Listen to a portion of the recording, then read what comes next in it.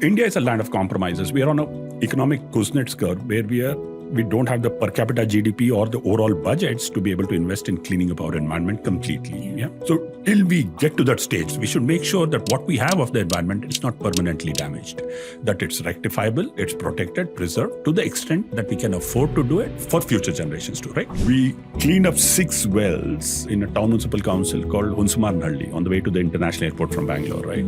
In 3 wells, the municipality put pumps, linked it up to the distribution network and started supplying water. These are old dug wells. In 1 well, a woman came to us, a slightly older woman, and the lady said, please don't put a pump. If you put the motor, this water will go to the apartments in the nearby.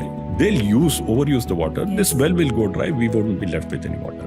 But if we women, and there was this small community there, if we go to the well and draw 4 bindiges every day, we know the quality of the water.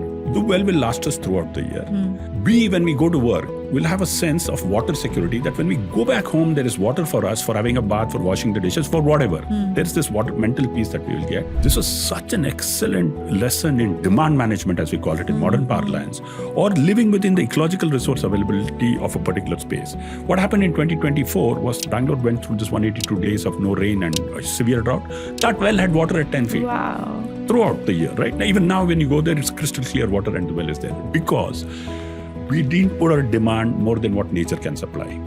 We, meaning the women, did. Yeah. I met Muniappa, who's a well digger, and he came and tapped me on the shoulder when I was on my dirt track racing bike and said, do you want a well?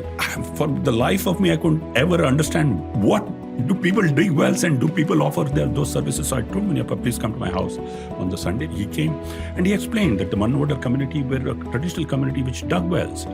And they don't have jobs now because there are only bore wells. So I said, what can we do? So I said, let's build a recharge well in front of my house. So we built a recharge well and we figured out that a lot of water could be put into the aquifers.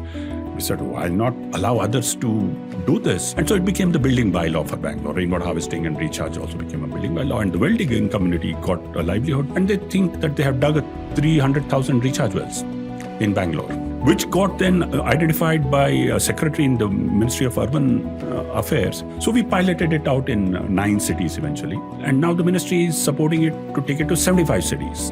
And eventually they hope to take it to 4,400 towns and cities, right? So what started as a tap on the shoulder has become a national program. So it's never the majority which gets things changed. It's a small minority which gets its teeth into it and makes sure that that change is delivered.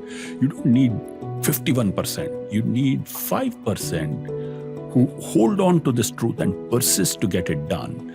And I'm hopeful that a lot of youngsters will be part of that 5%.